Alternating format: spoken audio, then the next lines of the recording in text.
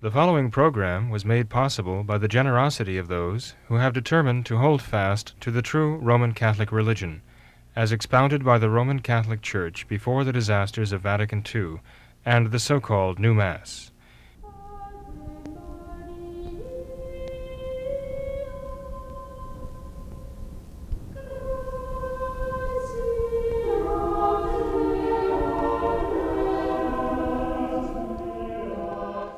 Hello and welcome to What Catholics Believe. I'm your host, Thomas Nagley, and with me tonight is Father William Jenkins. He's a member of the Society of St. Pius V. He's also the pastor of Immaculate Conception Church right here in Norwood, Ohio. Hello, Father. How are you?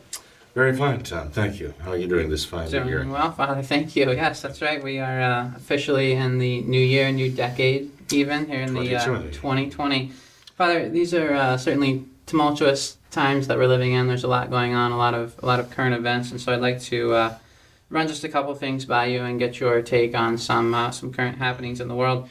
One, of course, has to do with Francis and this hand-slapping incident that took place, I believe, on New Year's Eve in the Vatican when Francis was making his way to the nativity scene. Apparently, one of the woman members of the crowd, as Francis was going along, kind of shaking hands, she just kind of grabbed his hand and wouldn't let go. As he went to pull away, she held on, and Francis kind of very quickly was startled, turned around, slapped her on the hand a couple times, kind of lost his composure for a minute. And this incident has been getting a lot of press, Father. So what is your take on this hand slapping incident? Well, people are making much of that. You have an elderly person who is going down the line greeting people, and his hand is grabbed, and the woman was obviously pulling him. Maybe she wasn't intending to pull him toward her, but she was just not about to let him go. There's all manner of speculation as to what she was saying to him. She was in Asia, possibly China. Some speculate she was talking about what's going on in Hong Kong or going on in China with the church.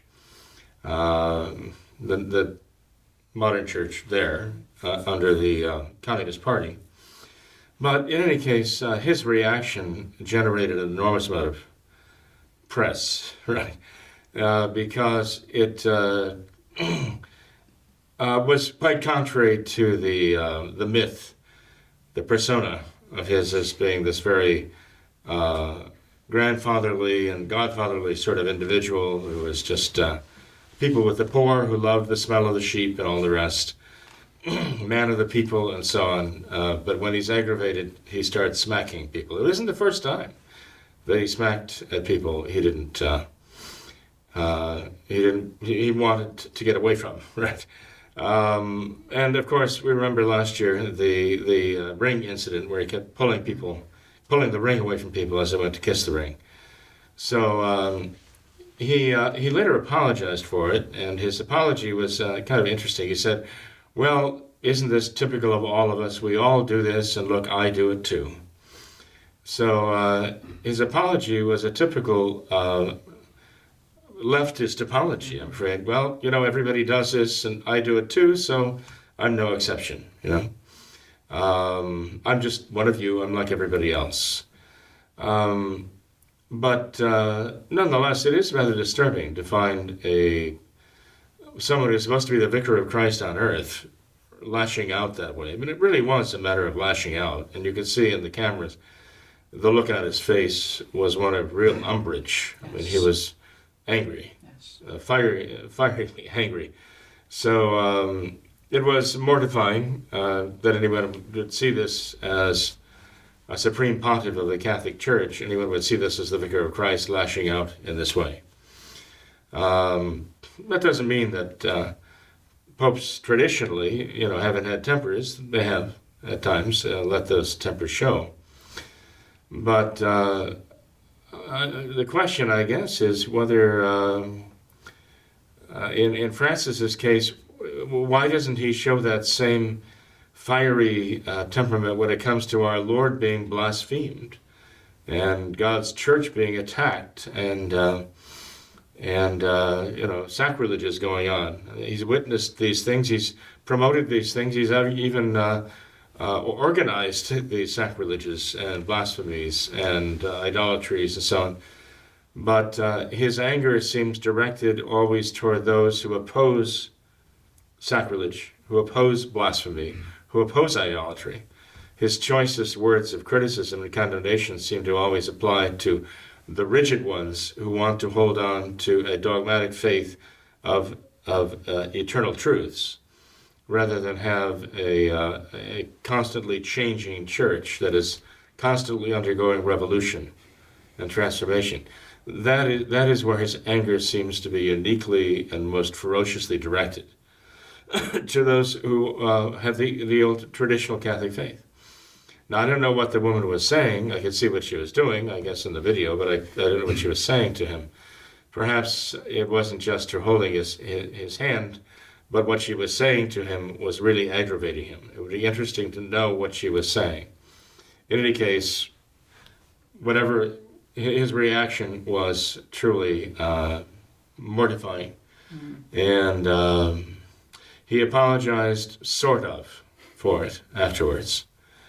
I personally did not consider that to be worthy apology. The reason being is because just as with the abuse crisis, the response was, well, Catholic priests are no more likely to abuse children than the rest of the population. And so that is kind of a left-handed excuse for saying, well, don't expect any more of us than you would from anybody else in the world. Catholic or not Catholic, layman or clergyman, you can't expect anything more of our clergy. Don't blame us if we're human just like everybody else. We have the same faults. Don't expect anything more of us. And it sounds to me as though Francis' answer in this case came down pretty much to the same thing. Well, I'm just like everybody else, so, one can say that's an apology, but one can also say, let him who hasn't done that cast the first stone. Basically, give me a pass on this. And I think that's essentially what he was trying to do, just kind of make it go away. Sure. Well, Father, one aspect that I thought of when viewing this incident was, there's so many would-be traditional Catholics in the Novus Ordo Church, maybe the more conservative-minded ones, who are just so incredibly patient, even to a fault, when it comes to Francis. He leads them down this road towards liberalization of the church, of his Novus Ordo Church, and they just kind of go along with it, and no matter what radical steps he takes, they just say, "Oh, he's the Pope. We can't go against him." And yet, contrast that with this attitude of Francis that I really think was manifested in this incident here, where the second one of his faithful literally tries to pull him in a direction that he doesn't want. He is literally ready to instantly just kind of lash out. So I thought it was interesting to kind of contrast those two.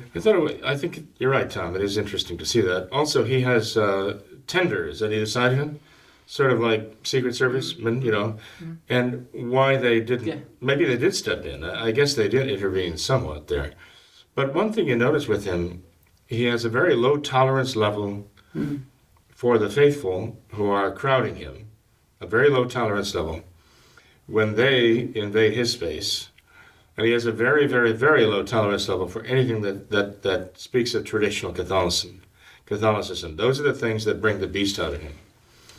And you're right. I mean, the New Order conservatives have seemingly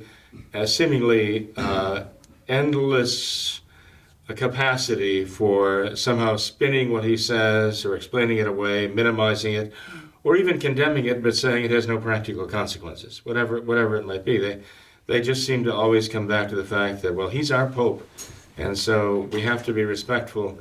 Even if he's spitting on the crucifix, or even if he's denying Christ, we have to somehow find a way to not justify it, but minimize it, or at least say it has no practical consequences when it comes to the faith. This is in stark contrast to Francis's manifest impatience. Even beyond impatience, just a kind of a seething anger toward anything traditional, anything of traditional Catholicism. And Father, I think it would be interesting to see if anything more comes of this, and if anything is found out of the woman that was involved in this, because apparently there are some who said, I'm not sure if this is on video or not, but there are some who say that the woman actually made the sign of the cross immediately before she kind of came up to Francis there. So kind of a lot of interesting things happening there. So we'll see what comes of it. But well, Father, something else in the news is this situation in the Middle East. What's happening there with the bombings? Apparently there was a kind of a takeover of one of the American embassies in the Middle East, and there's been a reaction here in the United States to that, and President Trump has ordered some airstrikes over there, and there's a lot of controversy, a lot of debate surrounding the morality of that and kind of what happens next, if this is going to trigger a World War III or another endless war in the Middle East. So what's your take on all of that, Father? Well, there was a drone strike that was ordered by President Trump himself to kill the leader, I guess the top general in Iranian military, right? Who not only had terrorist ties, but is quite well known to be a director of terrorism, including terrorist acts against United States American citizens. And also meeting him at the airport when he landed was a man who also similarly had very close terrorist ties in with regard to militia work. And so they had their bodyguards. They were in two different cars, a total of, I'm not sure how many people, over a dozen people involved. And I guess the lead car, the car that was occupied by these two terrorist leaders, was struck by two missiles, if I'm not mistaken, and the second car was struck by one. All were killed. In fact, it was a special kind of missile that basically just disintegrated the vehicles, right? They had to identify the Iranian general by a ring that was on his finger. They couldn't find anything else, visible to identify him by. But the question is, well, when we're talking about what Catholics believe, we're asking, is this moral? Was this a moral act to do? Was this an unprovoked assassination? Was there some justification for it? I think that very much depends on whether you consider them to be combatants in an actual war. I mean, is there actual warfare going on? And of course, there are those who insist, no, this man was a poet, and he was, a noble individual, as the Democrats and as the leftists and progressives want to say in this country. And just as they wanted to say that Baghdadi was a religious scholar and so on, they wanted to pass him off as this. The fact is, these men are involved in terrorism. We have plenty of evidence to that effect. At least the sources whom I trust say that that is true. President Trump insists that it was true and insists that they were meeting to plan attacks on Americans. And so he considers this, no doubt, to be a matter of terroristic war that we're fighting, and that it would be justified to do that. Now, there are those also on the right, if you want to call them that, libertarians and so on, who are denouncing that. I think Rand Paul denounced it. Is that correct? I think so. But, again, the libertarians are all against our involvement outside of our country in drawing the acrimony of, groups outside the country and also foreign countries, too. Mm-hmm. They want us out of all of that. And I can see the value of that. But the problem is that if there is actually an actual threat, if there's an actual threat and there is an actual warfare, meaning there are terroristic threats being launched, which are continually going on, and we have the evidence. In fact, I think President Trump's calling for this strike, as he said, was to prevent war, not to cause it. Ever since Baghdadi was killed, there have been attacks carried out by terrorist Islamists in protest and in retaliation, right? And So evidently, President Trump thought that this was what was in fact being planned at that time. He had the intelligence to convince him that it was true. Of course, Nancy Pelosi and Charles Schumer and the rest of them complained, and who was it? Schiff, right? Complained that Trump did not consult them or inform them. And he explained why that would have not been a good idea, of course. Anyway, it's politically it's a real hot spot right now, even a hot potato. But in terms of Catholic morality, if what we're being told that our intelligence has made clear, has revealed to us, I think it was morally justifiable to carry it out. Okay. All of those involved, all of those who were targeted, were involved in the action, terroristic action, I understand. Either as a supporting cast or actual, planners and directors of terrorism. So personally, I do believe that it was justified. Whether or not all the dire warnings of those who say, now we've really struck the hornet's nest and they're going to come after us, we'll see. We'll see. Again, Donald Trump seems to think that we can make it clear to them that it's in their best interest just to settle down. And maybe a show of force is the only thing they understand, the only thing that works with them. I don't know. We'll see how it plays out. One thing we've seen is continual appeasement, continual negotiations, continual dialogue, which is what Francis wants, of course, has brought us to this state right now. And every time we make an attempt to stem the terrorism, we are accused of being the bad guys, and they come back at us with a vengeance, literally. So the arguments of those who condemn the drone strike, I think, are very weak myself, and I'm not convinced by them. Of course, the question here is Catholic morality. I do believe it was morally justifiable. Okay. Father, let's change gears a bit if we can. I'd like to discuss a few emails. We have a couple that run along similar threads, and this first one here is from a viewer who says that he lived for many years as a Catholic. He also became involved with Protestantism. However, he says, I abandoned everything, and today I consider myself an atheist. He says, I stopped believing in everything the Church teaches, the Holy Eucharist, the sacraments, everything. One example he gives is, he says, I asked astronomers about the false sun miracle at Fatima, and everyone told me that it never happened. The Catholic Church is over. In my city, there are LGBT groups taking possession of the parishes. Crazy. How could I make a way back to a church dipped in the trash? Do you respond to that, Father? Well, if he's making his way back to a church dipped in the trash, he's not making his way back to the Catholic Church. I mean, what he's talking about is the Novus Ordo, the New Order. He's talking about, the New World Order Church that came out of Vatican II, the laboratory of Vatican II, and I would certainly not want him to make his way to that, okay?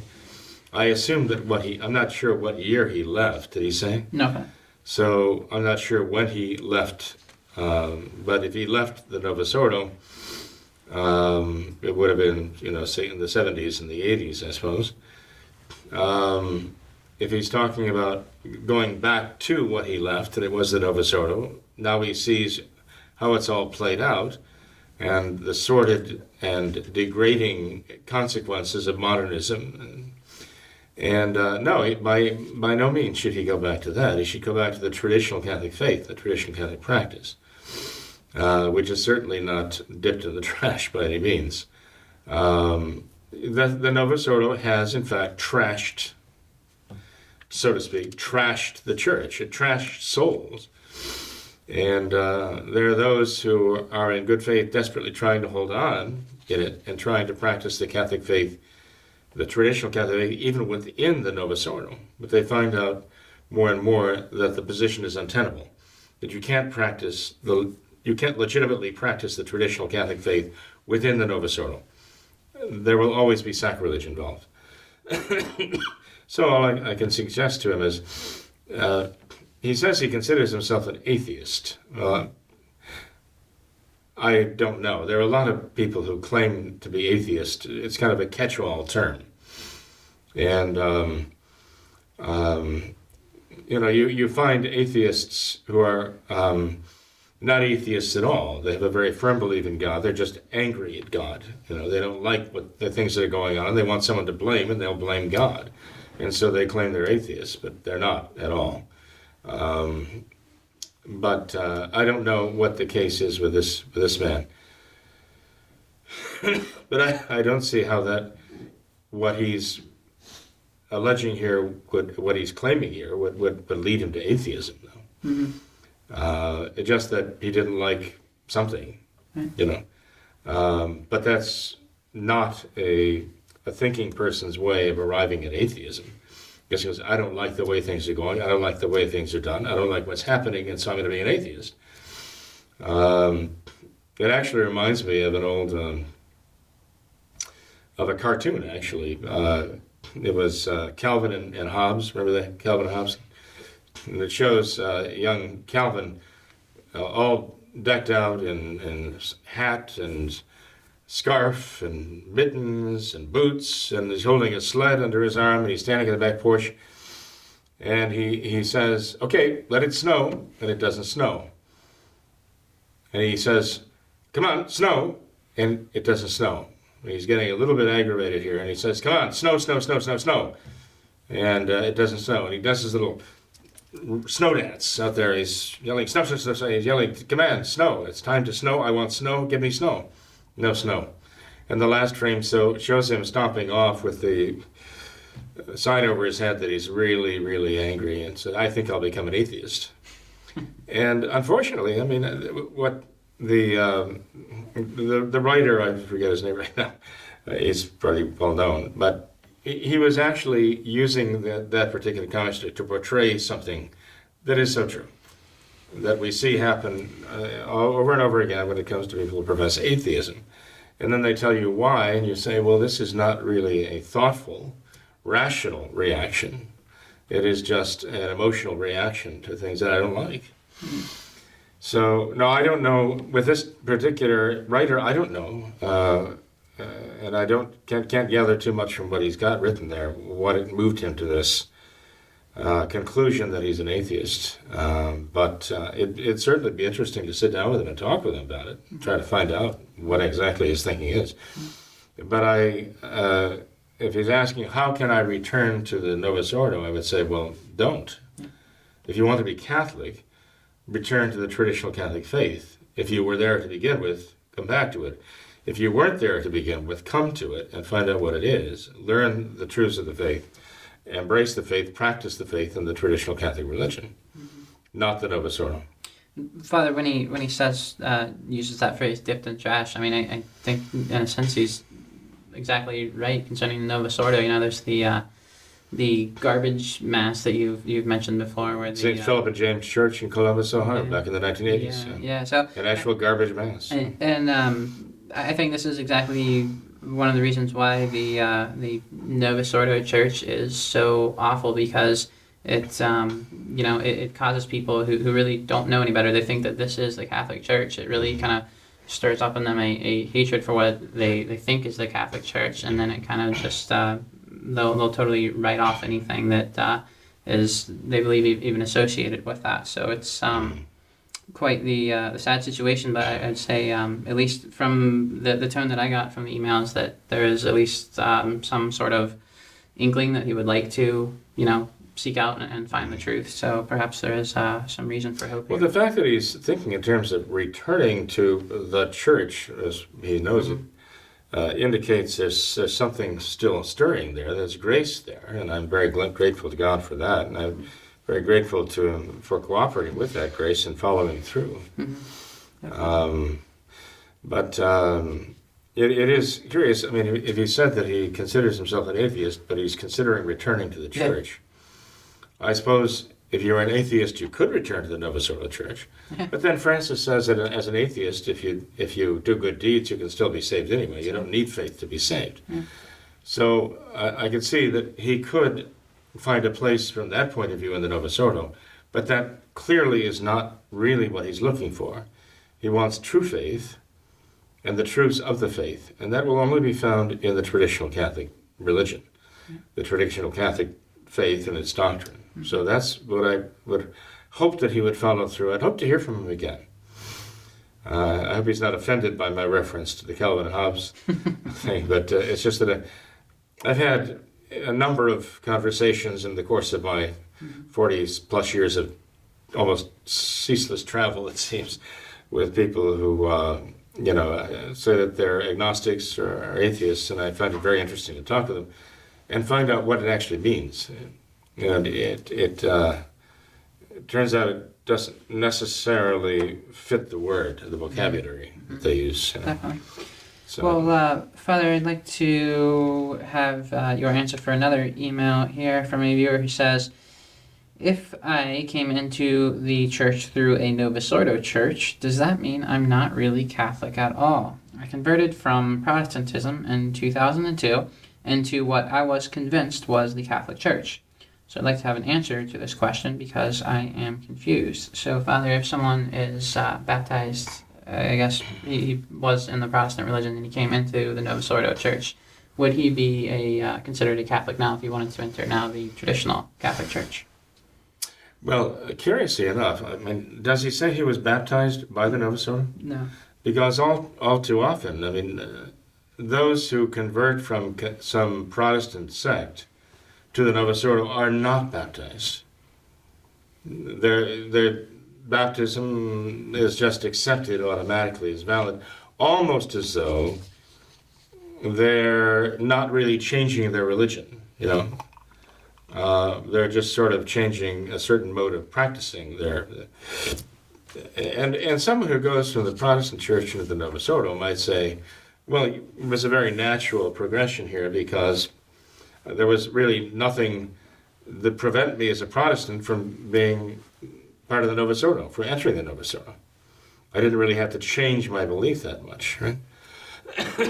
That's what we hear from a goodly number of those who have made that transition, What would happen if the question is this, Tom, and you can tell me if you're reading this, so if the individual is getting at the point, well, if I wanted to be a traditional Catholic, would I have to then be conditionally baptized? Would I have to actually, formally enter the church? And the answer is actually yes. Pope Pius XII required that. Pope Pius XII said because we cannot have this confidence in baptism in Protestant sects, we have to at least conditionally baptize those who enter the Catholic Church. And we're talking the traditional Catholic Church. Because baptism is too essential, it's too important to have put it at risk, So we cannot assume that they use the correct matter, the correct form, and even if we can certify they use the correct matter and the correct form, we cannot just defeat the concerns we have about or ignore the concerns we have about their intention. If they have a contrary intention to the true Catholic concept of baptism, then that would invalidate their baptism in the Protestant sect. What if one were baptized in the Novus Ordo religion? Well, again, because there are various priests who just freelance or have a contrary intention. We actually received a videotape of the baptism of a child by a deacon in the Novus Ordo. And the deacon was saying to the people gathered there for the baptism that they used to believe, he says, used to believe in original sin and all that stuff. We don't believe any of that anymore. We're just welcoming little Walter here to the community. We're just initiating him into the group, the society, the church. Well, clearly there's a contrary intention, a formal rejection of the church's teaching, So there you don't find the intention to at least do what the church does. Even if the man used let's say the traditional Catholic Roman rite of baptism and said the words in Latin, and poured the water and all else was okay in terms of the matter and the form, That contrary intention is all the evidence you'd need that baptism was not a valid baptism. And Pope Pius XII is making the point, we can't have confidence now in the Protestant ministers. Note, we're talking back in the 1940s, here, the 50s, that they don't have a contrary intention, so we have to at least have a conditional baptism for Protestants who are entering the Catholic Church. There was no other church than the traditional Catholic Church back then. No other Catholic Church, obviously. And also, Tom, in terms of converting from the Novus Ordo, if we find that you had the correct matter and the correct form applied, as is allowed for and prescribed actually in the new order rite of baptism, and we find that there is no question whatsoever about the intention of the priest or even the deacon who did the baptism, we would not gratuitously pronounce that invalid. Okay? But if there is any doubt about the matter or the form or the intention, if there's any real doubt about these things, yes, even from the Novus Ordo, we'll want there to be a conditional baptism. Okay. Now, somebody who's converted from a Protestant sect into the Novus Ordo might not really be required to learn the Catholic faith. And so we found that it is necessary to go through the Catholic Catechism with them to make sure that they have a knowledge of Catholic doctrine. And so, again, one cannot assume that because somebody has entered a Novus Ordo, the Novus Ordo, that they have a sufficient knowledge of the true teachings of the Catholic Church. So we do have to have a program of teaching them and have them read the Catechism and make sure they understand it and believe it before they can be received into the faith. Okay. Then they have to make an abjuration of error, a profession of faith, and a conditional baptism if they're coming directly from a Protestant sect. If they have not been conditionally baptized in the Novus Ordo, or baptized in any way in the Novus Ordo, we don't even have that to look at. But in any case, we do find that there are those who come to us from the Novus Ordo.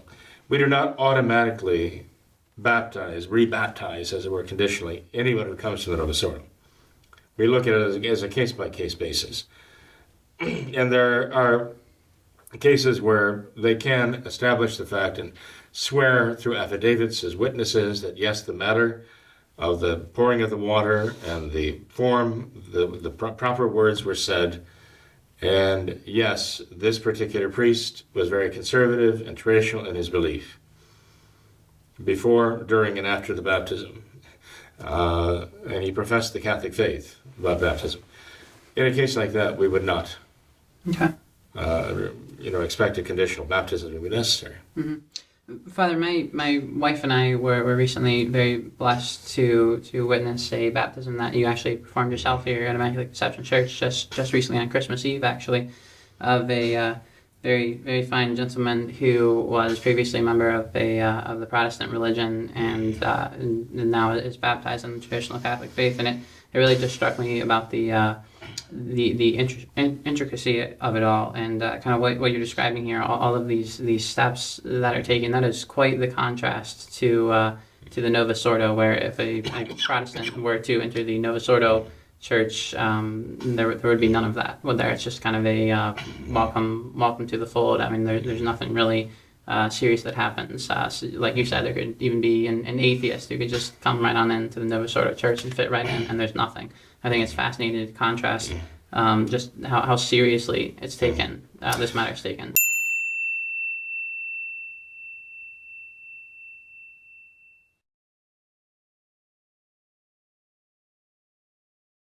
Well, Tom, not only did you witness this, you were the godfather, right? Yes. And I know Jonathan much appreciates that. He specifically wanted you and your noble wife to be godparents, which is quite an endorsement, I would say. But Jonathan was received into the Catholic faith, the traditional faith, of course. When I say the Catholic faith, I mean the true Catholic faith. On Christmas Eve, right, received his first Holy Communion at Christmas midnight Mass. Yes. And it was very beautiful. I think everyone present there was quite moved by that. And easily 500-600 people were present. And just a week later, New Year's Eve, I was anointing him in the hospital. And he is still in the hospital right now. It's determined that an illness which he's had for going on 10 years now, but which undetected, has finally come to the point now where he's gravely ill. So I consider it providential that he finally has found his way into the traditional Catholic Church, made his first Holy Communion, and now in the face of this grave illness is able to receive the sacrament of extreme unction to help him physically deal with this grave illness that he has. So I ask everyone to pray for Jonathan. He's a good soul. He arrived on our threshold here as a chicken farmer, actually. That's right. A chicken farmer from Tennessee. And that's all I knew of him, that he was a chicken farmer from Tennessee, about 32 years old or so. And I didn't realize his academic background. When he had been watching What Catholics Believe, he had decided that the Catholic faith was the true faith. He'd begun reading. He'd read substantially through catechisms. Little did I know at the time that he could have read the Catechism of the Council of Trent in the original Latin if he wanted to, because he went back to Tennessee after our initial meeting and said that every time he could get free from the chickens, he would come up and we'd sit down and we'd go through the catechism more to move him toward, conversion. And lo and behold, when he went back to the chickens, he sent his resume in. And I was extremely impressed by his resume because he had advanced degrees and degrees from European universities, and he was obviously quite the scholar. Speaks Latin, classical Latin, and Greek, and certainly reads them, and also French and Italian and German, and I believe Spanish too, and English, of course. And he's quite fluent, I've discovered. And but he's also a violinist and keyboardist, plays the piano very beautifully, and he has a trained tenor voice, and has all of these talents here. I had no idea. The chicken farmer from Tennessee had all of these talents, and his background is also very interesting in many ways, even in terms of horticulture and just agriculture. So he brought a lot to us. He's been teaching for us this past semester, but I admire the job that he's done. He's done a great job teaching, and the students are very fond of him and really appreciate him as a teacher, but he did it all while he was very ill and didn't even know what was causing the symptoms of his illness. So with that, I just thank God for the graces he's given to Jonathan, and I thank Jonathan for cooperating with those graces. And I do ask everyone to pray for him and his family too. Definitely, absolutely. Well, Father, one more email that I'd like to get into, if we could. It's titled A Response to Father Jenkins on Traditional Catholics in the Indult Mass. That is the title of a very popular video on our channel that you made some years ago, Father. We can link to that video here, I'm sure. And this viewer says, it's a woman from California. She says that she just finished watching that video.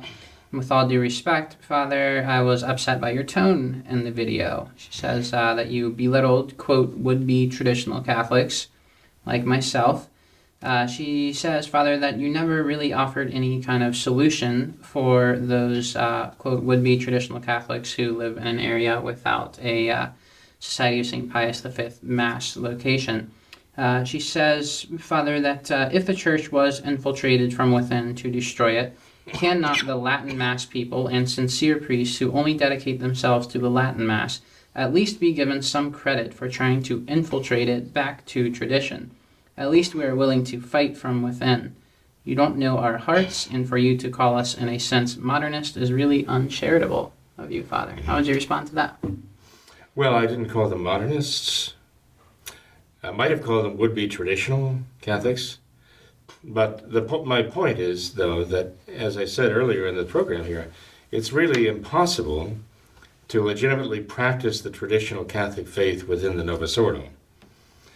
Because it will ultimately always involve sacrilege of some kind. There has to be some kind of compromise made where there is going to be sacrilege and some kind of,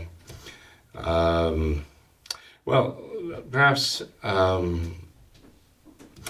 the dear lady, is it a lady? Yes, I think yes. This dear lady might have interpreted my words in the worst possible way, and maybe they came across that way. But my point was that one should really free himself or herself from the Novus Ordo entirely. Modernism is, as St. Pius X described it, the synthesis of all heresies. And we have now in the Novus Ordo, the new order, from the top down, we have modernists, and yes, they have all embraced modernism to some extent. All of them have embraced modernism to some extent, insofar as they have, they're purveyors of the Novus Ordo, right? They've gone along with the different sacraments and the marriage annulments and the initiation rite instead of, the sense of baptism for what it really is. They've had to adapt their theology to the Novus Ordo and to modernist thinking. And so the whole thing is at least, well, at the very least you could say is very tainted. And even those who are being held up today as stalwart opponents of Francis's depredations on the church. I mean, here's Francis, okay? He's actually in league with George Soros. The Amazon Synod showed that, how closely they are in league with each other. So you could actually talk about the Francisaurus, sort of like, you're talking about it sounds like the Tyrannosaurus, I guess. And I guess we could say the Francisaurus Rex with a W-R-E-C-K-S, because that's what we got here. We got the Francisaurus Rex attacking everything, the church's social teaching and her dogmatic teaching and her faith and sacraments and so on. So we have this monster on the loose here, which is modernism brought into league with leftism and socialism and really Marxism in the Francisaurus alliance there. And we have some cardinals and some bishops and archbishops in the Novus Ordo have spoken out against this. And so they are regarded as great champions of the faith. But they have been going along and actually not only representing, but promoting the Novus Ordo all this time, since Vatican II. The new Mass, the new sacraments, the new catechisms, all these things, that has been their stock and trade, too. And they're very protective of that, even to this day. They will not acknowledge that Vatican II really was a sharp turn to the left, and took the church, basically hijacked the church. The modernists hijacked the church in Vatican II. And so they will not acknowledge that. My point is that modernism is the antithesis of Catholicism. It's not just anti-Catholicism. St. Pius X said it's the synthesis of all heresies. It's the exact negation of Catholicism, because it takes the very word faith and redefines it to mean something that the Church has never believed, never understood faith to be. It redefines the very meaning of faith itself. That's why St. Pius X says modernists strike at the very root of the faith. They strike at the very virtue of faith itself and falsify it. So until they're willing and ready to acknowledge, look, we've been off the track here, they can even tell us, in good faith, but we've definitely now see that we've gotten off the track. And we now trace it back to the origins of this at Vatican II. And we realize now we have to retrace, we have to go back there. We have to go back and presume the practice of the faith as it was at that point. That's my whole point. And this is what I wanted to get across to this dear lady. When she talks about fighting from the inside, I will tell her what I know. Back when this was happening, we were trying to fight it from the inside. And got nowhere. I mean, things were changed. It was like Tiananmen Square with the tank rolling off over the protester there. We're incapable of withstanding it. Now, after 20 years, from 1968 to 1988, and since 1988 now, they are allowing the Latin Mass, okay, the 1962 version of the Latin Mass, they're allowing it under controlled circumstances in the Novus Ordo. For the first 20 years, they wouldn't even allow that, okay? But their whole purpose was to gain control over it and to gain control over people like her who still had the faith, but keep them in the Novus Ordo and keep them supporting the Novus Ordo. So again, if you are inside the Novus Ordo trying to work from within, you're still in the Novus Ordo and you are still contributing to it, and you're still basically saying it is Catholic. And if you believe it is Catholic, then that's what you should be doing, the Novus Ordo. If you don't believe it is Catholic, you shouldn't be involved in it. Mm-hmm. You shouldn't be affiliated with it, and you shouldn't be representing it. You have to decide which is Catholic and which is not. Mm-hmm. I gather from what she says there, maybe she really thinks that the Novus Ordo really is Catholic. Maybe brand X, maybe an off-brand of Catholicism, but it's still Catholic enough that she can still find her niche in there, allowing her to practice the traditional Catholic faith. I would disagree with that. I would say no. It is not Catholic. It is purveying a modernist religion to represent the modernist anti-faith. And if we realize that, if we understand that to be true, we can't have anything to do with it. Well, Father, if I may paraphrase and try and summarize the rest of her email, and really, I think her comment... It looks rather lengthy. It is, but the point that she's making here, I really think is one of the most, if not the single most common question that we receive. And the point is this, that, conservative Novus Ordo Catholics, they may agree to a certain extent of what you're saying when you expound the damages that Francis has done to the church. They will, many of them agree with you to some point. However, they say that this is the only option that they have. There's nowhere else for them to go. This viewer says she lives in California. How many truly traditional Catholic priests like yourself are there in California? She says, you talk about the Society of St. Pius V. Well, she says in 37 years of the society, there are only locations in 14 different states. There are not seminaries or many seminaries or many places for would-be traditional Catholics like herself to attend a Society of St. Pius V Mass. And so their only option, it seems to them, is to try and attend their local diocesan Latin Mass and fight it from within. Well, she might consider that to be a lesser of all possible evils, but the lesser or the least of all the evil options is still an evil. And we shouldn't accept that as standard operating procedure. So what should she do? So if she considers that to be the standard which she's going to go by, and she doesn't try to escape that to a better option, shall we say, then that would be a mistake. If one sees something as a compromise, one might justify that under the circumstances.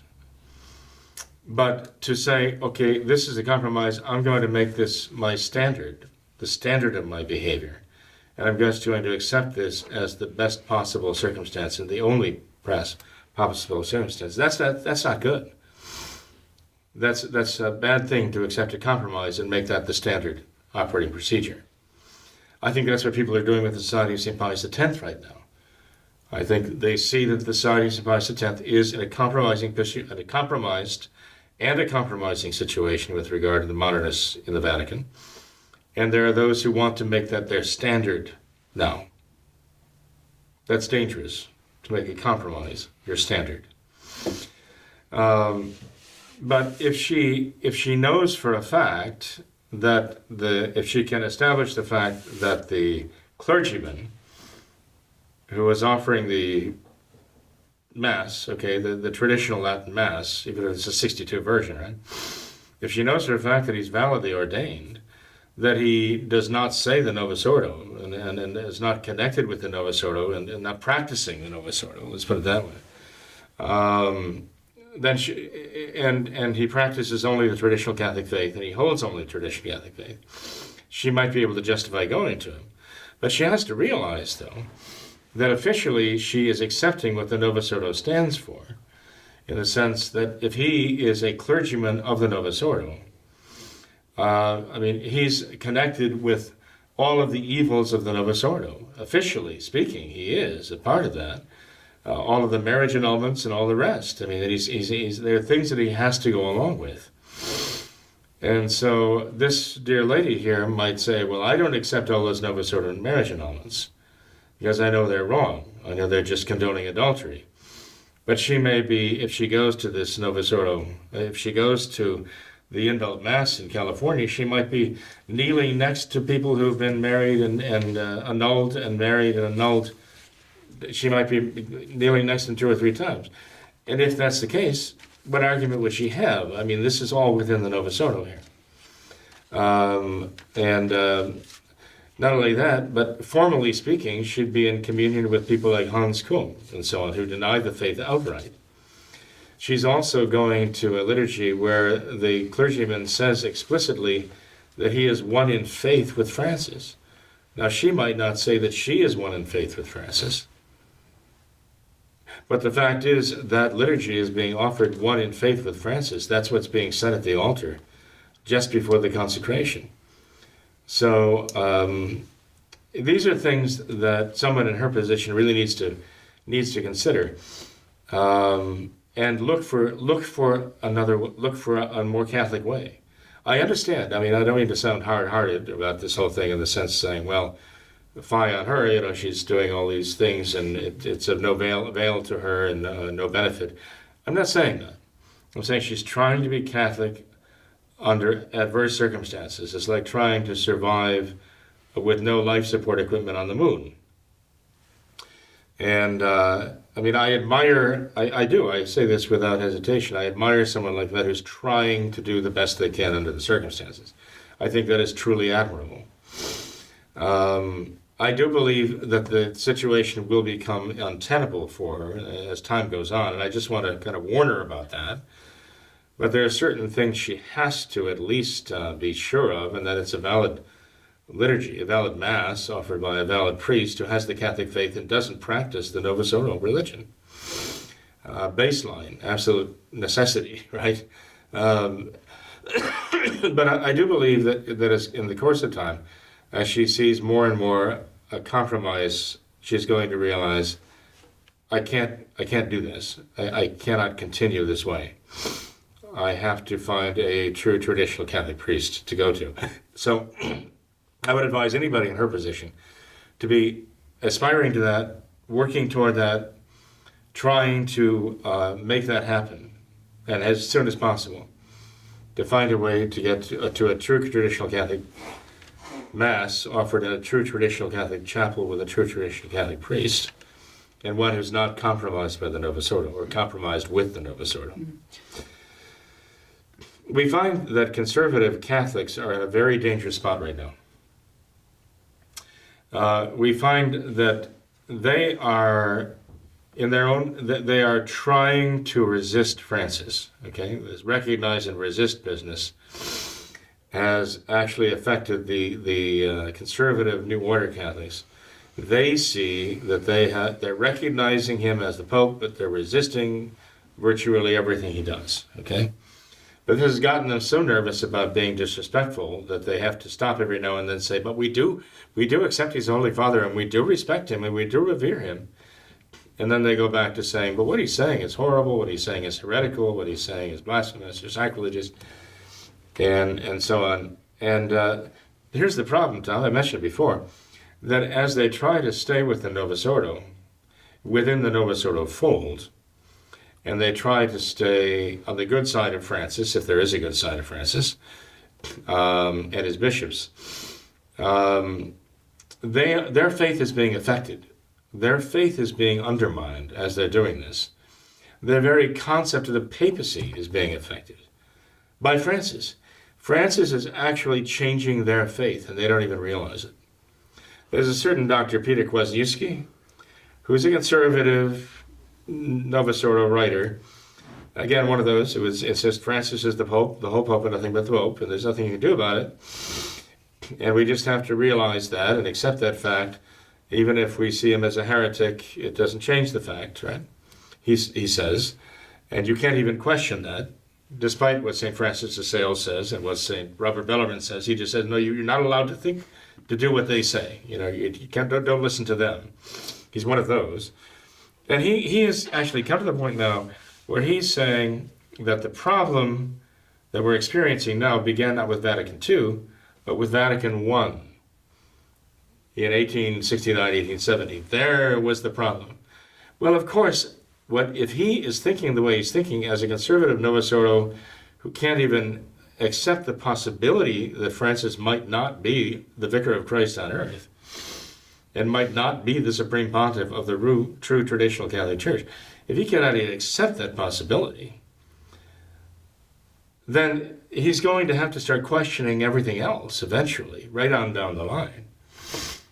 And now he's questioning the wisdom of the First Vatican Council under Pope Pius IX of defining, the doctrine of the infallibility of the Pope with the statement of that infallibility, with actually what that did was it defined the meaning of the extraordinary magisterium of the Church with regard to the Pope himself. The council, general councils or ecumenical councils, are also a work of the extraordinary magisterium of the Church. The Pope defining ex cathedra is an example of the extraordinary magisterium of the Church at work. And he's arguing that those at Vatican II who are saying it's not opportune might have been right, because maybe Vatican II defining the infallibility of the Pope under these very narrow set of circumstances, maybe they set the stage for Francis by drawing so much attention to the extraordinary magisterial authority of the Supreme Pontiff of the Church that it drew everybody's attention away to that and made them forget about the infallibility of the ordinary magisterium of the Church. So he's actually now, again, trying to find his way through what is really a conundrum, an enigma, a dilemma in his own mind. And all because he cannot come to grips with the fact that there is a serious doubt, an objective doubt about the legitimacy of Francis as a pope. It will necessarily lead to false conclusions and lead them down false trails, and it will affect their faith. This is where I see the conservative New Order Catholics who want to be Catholic and have the Catholic faith and want to practice it in its integrity. That's where I see the danger is for them now. And the next step, I fear, is that somebody's going to say, well, let's do this. Let's come up with some kind of a hybrid between traditional Catholicism and the modernist changes. Let's make some sort of a special rite of Mass and sacraments, which is a kind of a Frankenstein assemblage of elements of the modernist changes and the traditional practices of the faith. And there'll be many who will say, oh, this is wonderful, this is just Catholic enough for me to accept it. That would be the worst possible thing to happen I think because it would still be modernism. It would still have the principles of modernism behind it, and it would ultimately lead to the same point, the same conclusion. The only solution that I see, and this is the result of the years of my working as a traditional Catholic seminarian and so on, and my point of view has changed over time and developed over time. Really, it's become perfectly clear to me the only way to really resist the modernists is to be fully traditional Catholic and not to be part traditional and part modernist, because that is a contradiction in terms and will drive one mad. It certainly will drive one away from the faith. Mm-hmm. Father, one final point on this whole question of the conservative Novus Ordo Catholics or the would-be traditional Catholics is that they're so ready to question how we say that so many the Novus Ordo ordinations are doubtful. Like she says, the Society of St. Pius V it's so sparse relatively. It's only in relatively few states, relatively few mass locations. How can this be? How can this be? And I would say, well, before that question is asked of us, is asked of you in the Society of St. Pius V, they would have to address that question to St. Paul, because he said it's in sacred scripture, inspired by the Holy Ghost, that there would be, at some point in time, a great apostasy, a great falling away from the faith. So I think rather than question, how can this be, when we know that this... it must come to that at some point in history. If this is not that time right now, then we know that time is going to come at some point. So we should not be so surprised to see something like this, but rather instead what we should do is what we read in the Gospels, I believe in the first weeks of Advent, is that we should flee to the mountains. We should flee to Mount Calvary. We should find where there really is a true traditional Mass, and like you said, we should work our way towards that. So rather than kind of staying out in the desert, in the closets, as the Gospel says, we should flee to the mountains. We should find where there is a truly unquestionable traditional Catholic Mass and flee to that mountain. Exactly, Tom. At the time of the Arian heresy, St. Jerome wrote that 80% of the bishops at that time, in his estimation, were Arian heretics. Now, if she were to have written to St. Jerome and said, well, this is the best I can do in my diocese ruled by this Arian heretic here.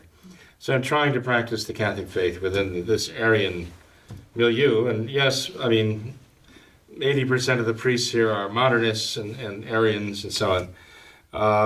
What St. Jerome has said, just hunker down there and try to be as Catholic as you can, where you are when under the circumstances. And what he'd say, try to escape your Arian bishop, try to escape your Arian clergymen, and come back to where there are traditional, true, fully Catholic priests and bishops. We know St. Hermenegild, whose feast day is April 13th, was imprisoned by his Arian heretic father, the king, who sent him an Arian heretic bishop to give him Holy Communion on Easter Sunday. And St. Hermenegild would not receive communion from the Arian heretic bishop because he would not be in communion with them, for which cause his father had him martyred. So St. Hermenegild is now a martyr of the faith, and he set that example by refusing to be in communion with the enemies of the church, the enemies of faith, the enemies of Christ. So this is the example the church has given to us. I just caution someone in her position, even though I tell them, I know it's a very terrible position to be in. It's an awful position to be in. And I understand that she's trying to do the best thing she can under the circumstances, as far as she knows what that is. I just wouldn't want her to consider that to be standard operating procedure, as though this is the best she should ever hope for and the best she should ever work for, and just accept this as normal. And it is not normal for a Catholic to be in that situation. And to the extent that it is not normal as Catholic, it is not acceptable as Catholic to accept, to simply take that as all that can be accomplished here. She has to be really looking to escape the Novus Ordo entirely. Tom, one thing that didn't come up here in this night's talk here, and I know we want to move along, is the danger that this country is in, our own country, with this impeachment process. I mean, it has come to the point where people are already talking about the upcoming election in the course of this year as resulting in even civil war. This is very concerning, very great concern for us. And yes, there are matters of morality and Catholicism involved in this. I just want to stress the need for prayer, We have to pray for our country. We have to pray for our country's leaders. We have to pray for those who are good and against those who are bad.